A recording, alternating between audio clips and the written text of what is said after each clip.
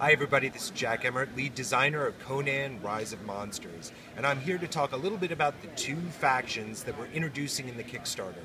The first faction is the Circle of Iron. This is the forces of civilization led by the King of Aquilonia, Conan himself. He has gathered together an alliance of nations in order to protect Hyboria from the threat of Thoth Amon and the Legion of Set.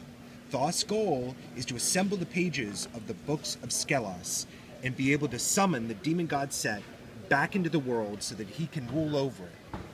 Now, all the civilized nations are obviously terrified, and they are rallying to the cause and battling against Thoth's forces across the world. Now, let's take a look at each of the factions. The Circle of Iron is made up mainly of the forces of Aquilonia as well as scattered allies from across the Hyborian world. In terms of gameplay, they're mostly known for their strong melee abilities, as well as the ability to buff one another and help. To give you a good example, King Conan gives an inspiring leadership all around him, providing an extra attack die for each Aquilonian unit within that radius. On the other hand, there's the Legion of Set. The Legion of Set tends to be better at attacking. They're quicker, but they're more lightly armored.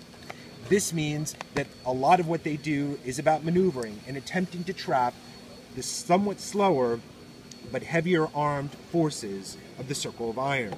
So it's the classic contest of speed versus power. Now, another thing to add to this are the mysterious fate decks, which we'll be revealing a lot more in the coming videos.